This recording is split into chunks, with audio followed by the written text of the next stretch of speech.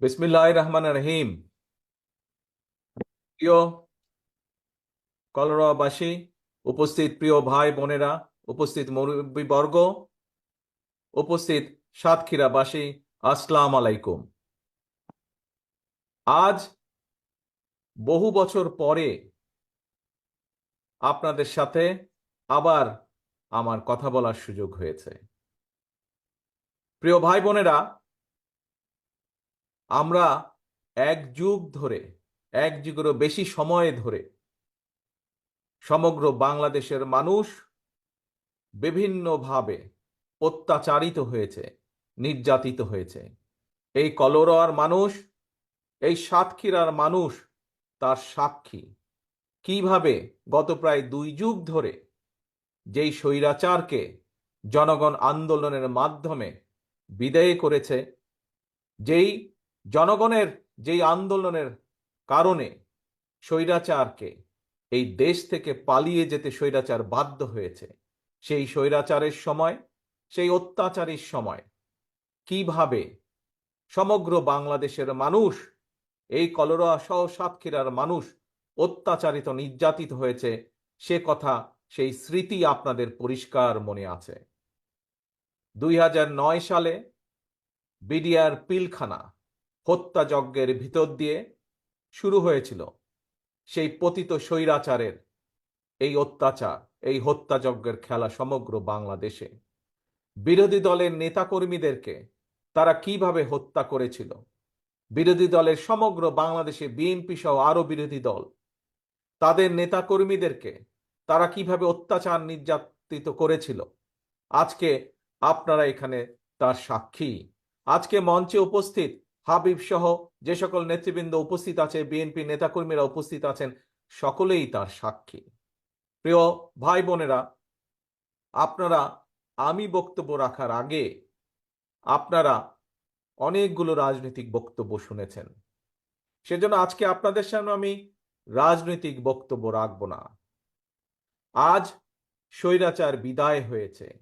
প্রিয় সহকর্মীবৃন্দ, বাংলাদেশের মানুষের সামনে এখন কি আশা, কি আকাঙ্ক্ষা? বাংলাদেশের মানুষের সামনে, বাংলাদেশের মানুষের আগামী দিনের আশা, আগামী দিনের আকাঙ্ক্ষা হচ্ছে এই দেশকে বাংলাদেশের মানুষের প্রত্যাশা অনুযায়ী সামনে এগিয়ে নিয়ে যাওয়া, এই দেশকে বাংলাদেশের মানুষের প্রত্যাশা অনুযায়ী গড়ে তোলা। প্রিয় ভাই বোনেরা, আজকে আমি আপনাদের সামনে শহীদ রাষ্ট্রপতি জিয়াউর রহমান, দেশনেত্রী বেগম খালেদা জিয়ার উন্নয়ন ও উৎপাদনের রাজনীতির কিছু কথা বলবো। প্রিয় ভাই বোনেরা, এখানে বহু মানুষ, বিশেষ করে বহু মুরব্বী এখানে উপস্থিত আছেন, যেই মানুষগুলো সাক্ষী হয়ে আছেন যখন যখন বাংলাদেশ জাতীয়তাবাদী দল বিএনপি জনগণের সমর্থন নিয়ে এই দেশ পরিচালনা করার সুযোগ পেয়েছে, ততবারই বিএনপি চেষ্টা করেছে দেশের মানুষের জীবন উন্নয়ন করার জন্য, দেশকে সামনের দিকে এগিয়ে নিয়ে যাওয়ার জন্য। এই এলাকার মানুষ, একটু আগে আপনাদের সন্তান হাবিব, সে তার বক্তব্যে বলেছে যে অতীতে যখন তার কাছে সুযোগ ছিল এলাকার মানুষের জন্য, এলাকার জন্য সে কাজ করেছে। এখানে উপস্থিত প্রায় সকল মানুষ হাত তুলে তাকে সমর্থন দিয়েছেন। প্রিয় ভাই বোনেরা, এটিই হচ্ছে বিএনপির রাজনীতি, এবং আমি আজ সেই রাজনীতির কিছু কথা আপনাদের সামনে তুলে ধরতে চাই। প্রিয় ভাই বোনেরা, এই অঞ্চলে একটি ফল উৎপাদিত হয়, আম।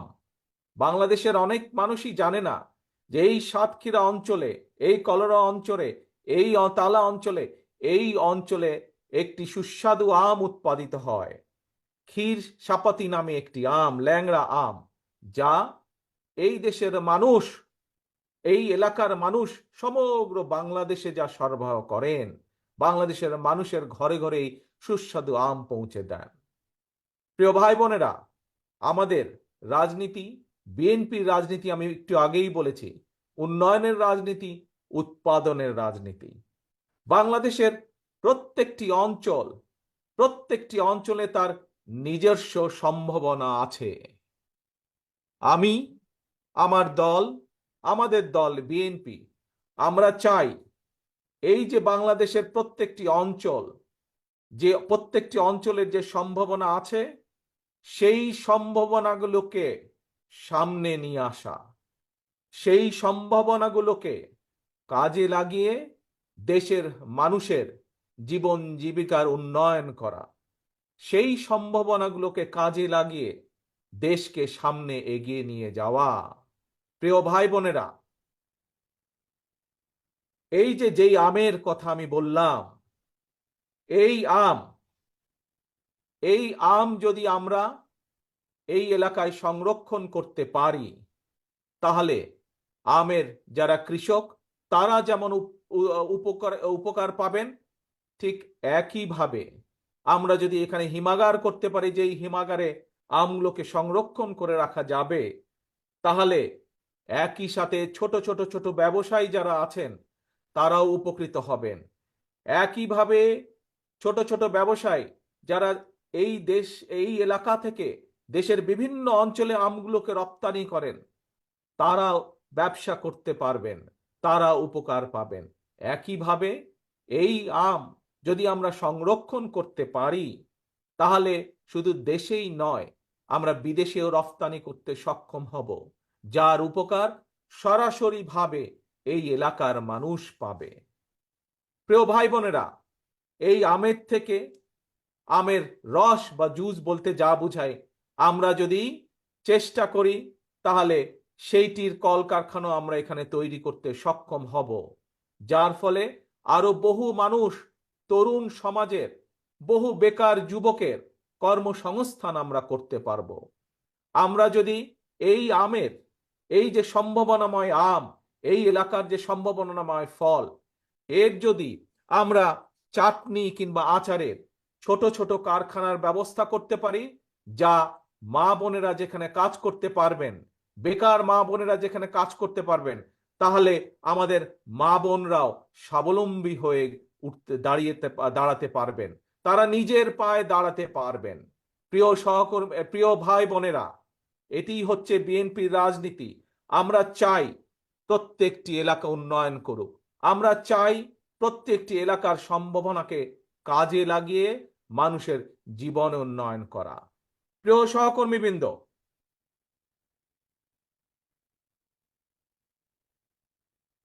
এই এলাকার আরেকটি বৈশিষ্ট্য আছে, হয়তো বাংলাদেশের অনেক মানুষই জানেন না। হয়তো এখানে উপস্থিত বহু মানুষ আছেন যারা সেই পেশার সাথে জড়িত, এখানে উপস্থিত বহু মা বোন আছেন যারা সেই পেশার সাথে জড়িত। কি সেটি? সেটি হচ্ছে মাটির তৈরি টালি, যে টালি বিদেশিরা তাদের ঘরের উপরে ব্যবহার করে। এই এলাকার মানুষ তাদের নিজস্ব শ্রম, তাদের নিজস্ব মেধা দিয়ে এই টালির শিল্প তুলে ধরেছেন, টালির শিল্প গড়ে তুলেছেন তারা। প্রিয় ভাই বোনেরা, বিএনপি চায় এই সম্ভাবনাকে কাজে লাগাতে, এই এলাকার মানুষের জন্য, এই এলাকার মানুষের উন্নয়নের জন্য, এবং একই সাথে দেশের উন্নয়নের জন্য। আমরা যদি যে সকল মা বোনেরা এই এলাকায় এই টালি উৎপাদনের সাথে জড়িত, আমরা যদি তাদেরকে সহযোগিতা করতে সক্ষম হই সরকারের পক্ষ থেকে, তাহলে তাহলে এই মানুষগুলো সেই সুবিধা বা সেই উপকার পাবেন, এবং এই টালি শিল্প, সেটিকে আমরা আরো ব্যাপক বিস্তার লাভ করতে পারবো। আমরা পৃথিবীর দেশে দেশে সেই টালিকে আমরা ছড়িয়ে দিতে সক্ষম হব, যা বাংলাদেশের স্বাক্ষর বয়ে বেড়াবে সারা পৃথিবীতে, সারা পৃথিবীর মানুষের ঘরে ঘরে যা বাংলাদেশের স্বাক্ষর বয়ে বেড়াবে। প্রিয় সহকর্মীবৃন্দ, প্রিয় ভাই বোনেরা, শুধু এটিই নয়, আপনাদের পাশেই আছে মুন্সিগঞ্জ নামক একটি এলাকা। সেই এলাকায় সেই এলাকায় আপনারা যেমন জানেন, আমি ৬,০০০ মাইল দূরে আছি বাংলাদেশ থেকে, কিন্তু আমার মনটা সারাক্ষণ পড়ে থাকে বাংলাদেশের বিভিন্ন এলাকায়। আমার মনটা সারাক্ষণ পড়ে থাকে বাংলাদেশে, এবং সেজন্যই আমি জানি বা আমি জেনেছি এই মুন্সিগঞ্জে কিছু কিছু রিসর্ট তৈরি হয়েছে পর্যটকদের জন্য, কিন্তু যোগাযোগ ব্যবস্থার জন্য যোগাযোগ ব্যবস্থার জন্য সেই ব্যবসার সাথে যারা জড়িত সেই মানুষগুলো ব্যবসার উপকার পাচ্ছেন না, সেই সাধারণ মানুষগুলো, এলাকার মানুষগুলো। প্রিয় সহকর্মীবৃন্দ, আমি চাই, আমার দল বিএনপি চায় যে আমরা যদি ইনশাল্লাহ সুযোগ পাই, তাহলে এই রিসর্টগুলোতে যারা জড়িত, এখান থেকে যারা সাধারণ মানুষ আয় রুজি করেন, যোগাযোগ ব্যবস্থার উন্নয়নের মাধ্যমে সেইখানকার মানুষগুলোর যাতে জীবনযাত্রা উন্নত করা যায়, সেই ব্যবস্থাও আমরা নিতে চাই। এটিই হচ্ছে বিএনপির রাজনীতি, এটিই হচ্ছে শহীদ জিয়ার রাজনীতি, খালেদা জিয়ার উন্নয়ন উৎপাদনের রাজনীতি। প্রিয় ভাই বোনেরা, আমি আরো একটি আরো একটি সম্ভাবনার কথা আপনাদের সামনে তুলে ধরতে চাই। যেই সম্ভাবনা এই এলাকার মানুষকে কম বেশি পরিচিত করিয়েছে সারা দেশের মানুষের কাছে। যে পেশার সাথে বহু মানুষ জড়িত আছেন, যে পেশার সাথে বহু মা বোনেরা জড়িত আছেন, কিন্তু আমরা যদি আরেকটু সহযোগিতা দিতে পারি, সরকারের পক্ষ থেকে, রাষ্ট্রের পক্ষ থেকে যদি আরেকটু সহযোগিতা করা সম্ভব হয়, তাহলে সেই পেশার মানুষগুলো, সেই ব্যবসা বাণিজ্যের সাথে যারা জড়িত আছেন, সেই মানুষগুলো উপকার পাবেন, এবং সাধারণ মানুষ, সর্বোপরি সাধারণ মানুষ সেই উপকারগুলো পাবে। প্রিয় ভাই বোনেরা, সেটি হচ্ছে এই এলাকায় চিংড়ি বা মাছের ঘের আছে, কিন্তু একটি সমস্যা আছে, আপনারাও জানেন আমিও জানি। কি সেই সমস্যা?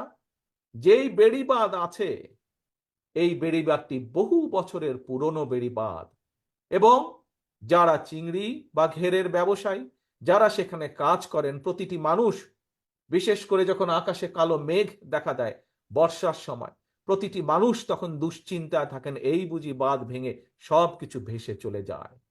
এই এলাকায় বাঁধের পাশ দিয়ে যেসব ক্ষেত খামারি আছে, সেখানকার কৃষকরাও ভয়ে থাকেন। কাজেই সেই বাঁধটিকে আমাদের মজবুত করতে হবে, যেন এলাকার মানুষ, বাঁধ মজবুত হলে সেই ঘেরের মাছ যাতে ধ্বংস না হয়ে যায়, নষ্ট না হয়ে যায়। প্রিয় ভাই বোনেরা, আপনারা একটি খুব সুন্দর জায়গায়, হতে পারে বাংলাদেশের দক্ষিণ পশ্চিম অঞ্চলে আপনারা বাস করছেন, কিন্তু আপনারা এমন একটি জায়গায়, খুব সুন্দর একটি জায়গায় আপনারা বসবাস করেন, আপনাদের পাশেই পৃথিবী বিখ্যাত সুন্দরবন। যেই সুন্দরবন হতে পারে এই এলাকার মানুষের অর্থনৈতিক উন্নয়ন, অর্থনৈতিক ভাগ্য পরিবর্তনের আরেকটি চাকা।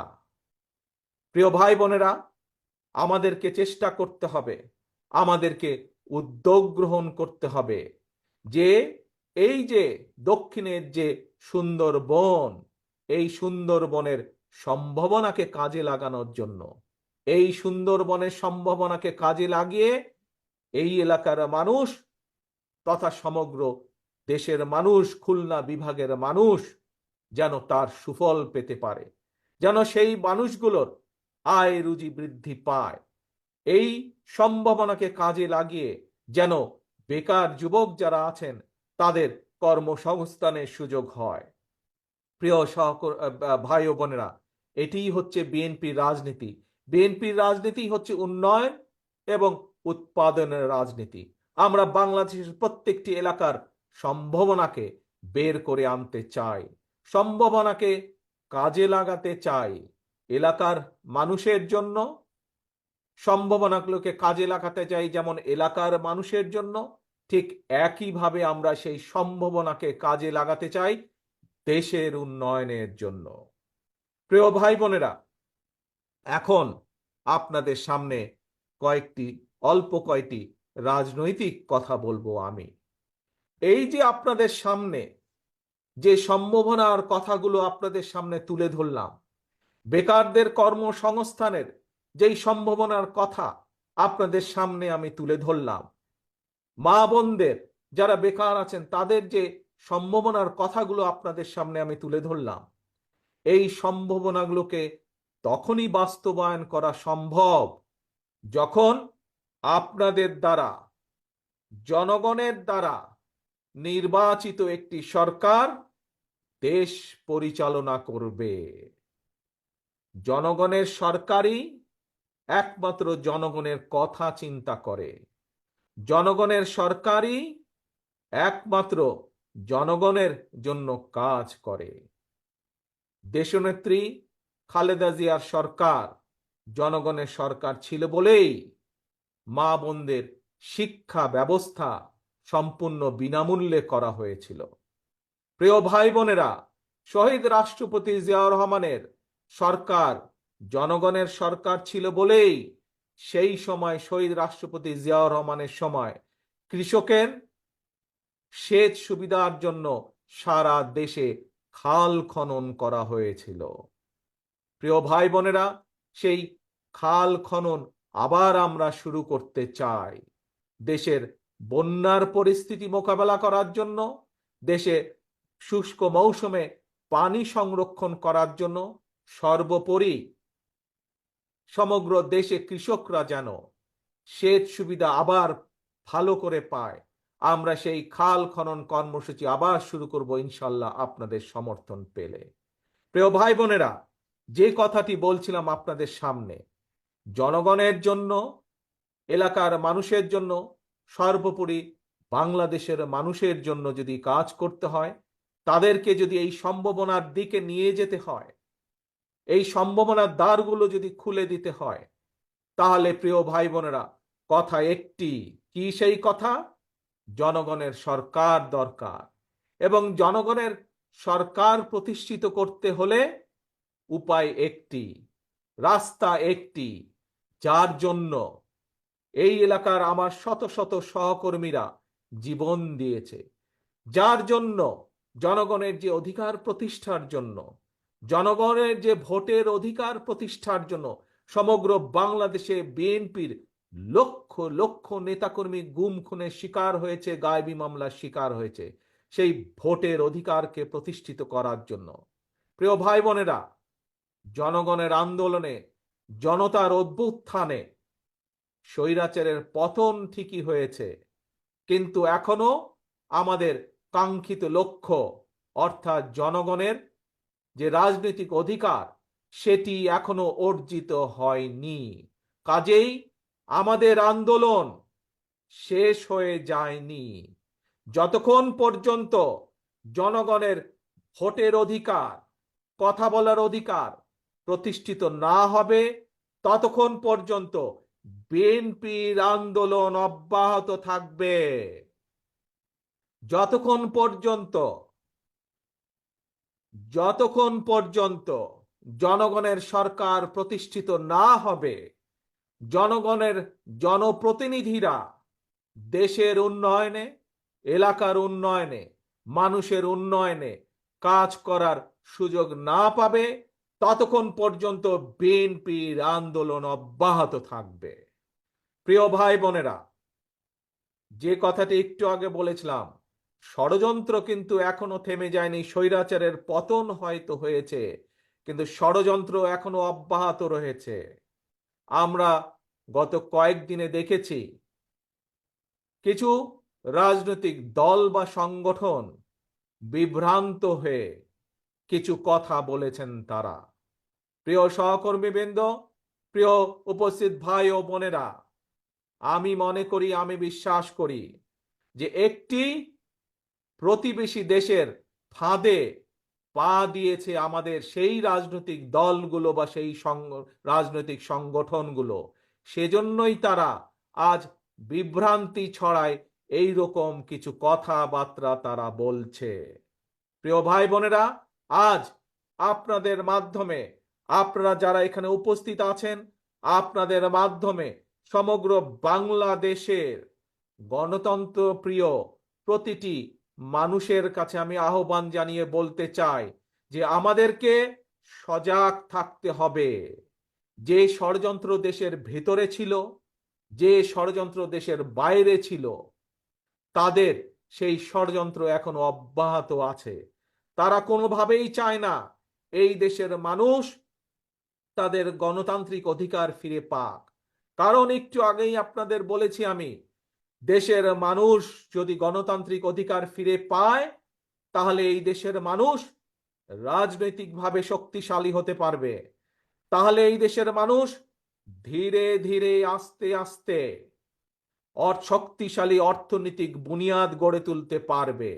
এবং দেশের মানুষ যখন অর্থনৈতিকভাবে, প্রতিটি সাধারণ মানুষ যখন অর্থনৈতিকভাবে শক্তিশালী হতে পারবে, নিজ মেরুদণ্ড সোজা করে দাঁড়াতে পারবে, তখন এই ষড়যন্ত্রকারীদের সব প্ল্যান প্রোগ্রাম ভেস্তে যাবে।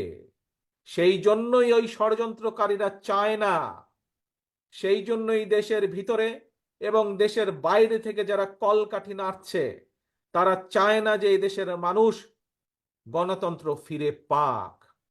প্রিয় ভাই বোনেরা, কিন্তু এই দেশের মানুষই 1971 সালে যুদ্ধ করে দেশ স্বাধীন করেছে।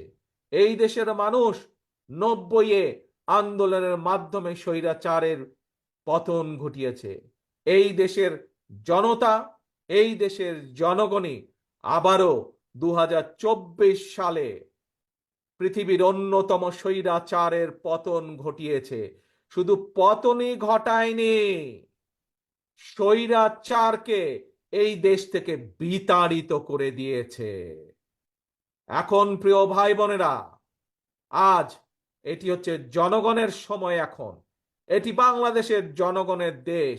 কাজে আজকে জনগণকে সচেতন হতে হবে, জনগণকে সিদ্ধান্ত নিতে হবে। যদি যে সম্ভাবনার কথা আপনাদের সামনে আমি বলেছি, এই রকম সম্ভাবনা আমি বলেছি বাংলাদেশের প্রতিটি জেলা, প্রতিটি অঞ্চলে আছে। আমরা যদি এই সম্ভাবনাগুলোকে কাজে লাগাতে পারি, বাংলাদেশের মানুষের ভাগ্যের পরিবর্তন অবশ্যই করা সম্ভব। এবং বিএনপির রাজনীতি, শহীদ জিয়ার রাজনীতি, দেশনেত্রী খালেদা জিয়ার রাজনীতি হচ্ছে বাংলাদেশের মানুষের ভাগ্যের পরিবর্তন ঘটানো, বাংলাদেশের মানুষের ভাগ্যের উন্নয়ন ঘটানো হচ্ছে দেশনেত্রী খালেদা জিয়ার রাজনীতি।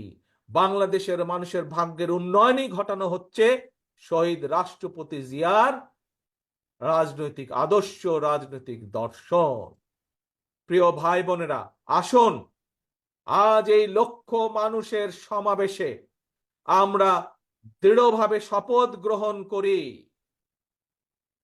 আমরা আজ এই লক্ষ মানুষের সমাবেশে দৃঢ়ভাবে শপথ গ্রহণ করি, সকল ষড়যন্ত্রের বিষ ধাত ভেঙে দিয়ে যে কোনো মূল্যে আমরা বাংলাদেশ জাতীয়তাবাদী দল জনগণকে সাথে নিয়ে এই দেশের মানুষের হারিয়ে যাওয়া গণতন্ত্রকে পুনরুদ্ধার করব। যতক্ষণ পর্যন্ত সেই গণতন্ত্র পুনরুদ্ধার না হবে, আমাদের আন্দোলন অব্যাহত থাকবে, অব্যাহত থাকবে, অব্যাহত থাকবে ইনশাআল্লাহ। এই হোক আজকে আমাদের প্রত্যাশা, এই হোক আজকে আমাদের প্রতিজ্ঞা, বাংলাদেশের মানুষের গণতন্ত্র পুনরুদ্ধার এবং একই সাথে বাংলাদেশের মানুষের ভাগ্যের উন্নয়ন ঘটানো। এটিই হবে আমাদের প্রতিজ্ঞা, এটিই হবে আমাদের রাজনীতি, এটিই হবে আজকের জনসভার আমাদের শপথ। সকলকে বিদায় জানিয়ে আমি আমার বক্তব্য শেষ করছি। আল্লাহ হাফেজ। বাংলাদেশ জিন্দাবাদ, বাংলাদেশ জাতীয়তাবাদী দল জিন্দাবাদ। আসসালামু আলাইকুম।